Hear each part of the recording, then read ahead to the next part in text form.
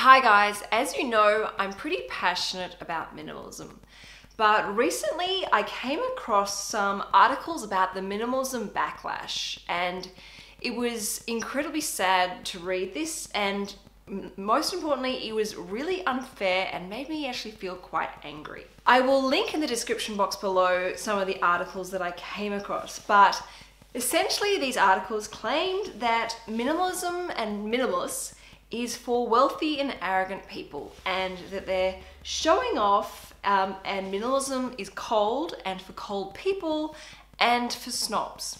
They imply that only people with the time and money to pay someone to clean and declutter their home can afford minimalism. And it is a luxurious lifestyle because you can afford to get rid of things that you don't like and only keep expensive things. It also went on to say middle-class families with two working parents most likely don't have the time or energy for minimalism. Now, this is so frustrating because it is completely missing the point about minimalism. And there were some massively sweeping generalizations in many of these articles.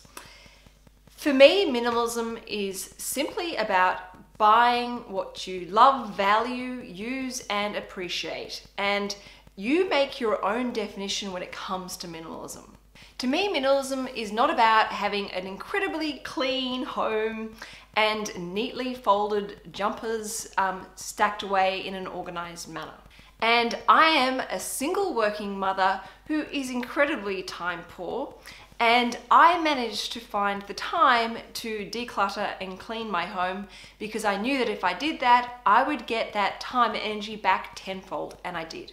And also, cleaning my home was incredibly therapeutic and cathartic for myself. I learned a lot about who I am, how I've become who I am today, my strengths, my weaknesses. So for me to go and pay for someone to clean my home and make it minimalist would defeat the whole purpose and the beauty behind the journey and the experience of minimalism. And to imply that wealthy people can afford to get rid of things is absolutely ridiculous.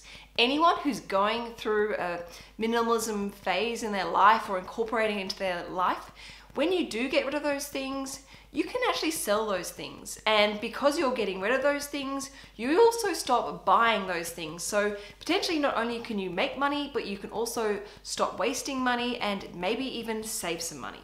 And minimalism also has incredible benefits for the environment. We cannot forget the impact of that because it is huge. And a lot of people forget that. And the comment about homes being cold and clean is ridiculous. Yes, my home is tidy, but it's quite dirty. I have tumbleweeds of dog hair flying across the floor. I have unfolded laundry that can sit there for quite a few days, as well as dirty laundry that can sit there for quite a few days. I have weeds in my garden, and I have toothpaste in the bathroom sink. That's fine, that's okay, but when I do go to tidy, it's quite easy, it's quite efficient, and it's very quick because I'm not suffocating by hundreds of things that are drowning me and making it take forever to clean my home. It's just a little bit more simple. And when I do sit down in my own home and I look at the things around me, only the things that I love, value, use, and appreciate surround me. And that all helps contribute to my overall sense of happiness and well-being. And I'm pretty sure I'm not a cold person because I enjoy minimalism. So if you're embarking on a passage of minimalism, please don't be discouraged by these absolutely ridiculous and statistically unfound articles that are appearing on the internet all the time. Minimalism is your own definition. Do not go and make yourself these silly rules about having, say, 32 items of clothing for each season. If that's not about you, don't do it. Your definition, you can create the way that you want to incorporate minimalism in your life. And the beauty about minimalism, it's a journey, and it evolves with you and it evolves with your needs. So for example, if you go through a phase where you want to and enjoy buying more clothes, well, if that's what sparks joy in your life, then you go for it, as long as you're doing it consciously. And definitely don't go and label yourself or put yourself in this minimalistic box where you have to adhere to this strict definition where you have to constantly say no to things and go without, because that is also not healthy. That is also not self-love, and that is not going to help you feel more connected and authentic and centered, because that is what minimalism really helps bring into your life. Now, ironically, about a month ago, I actually made a video sharing with you guys areas where I struggle with minimalism in my life.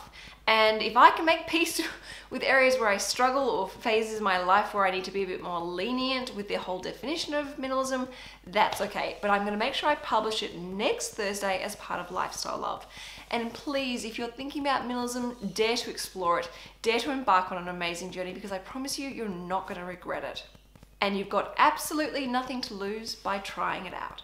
Anyway, sorry for my backlash and passion over minimalism, but I just wanted to share this disappointment and frustration that I found that's really tarnishing something that's incredibly beautiful and adds a lot of value to a lot of people's lives. And I don't want it to discourage anyone, because you deserve to know about this. Anyway, I hope you're having a good week, and I will see you in my next video, as I said, coming up on where I struggle with minimalism and how I cope. See you next week. Ciao.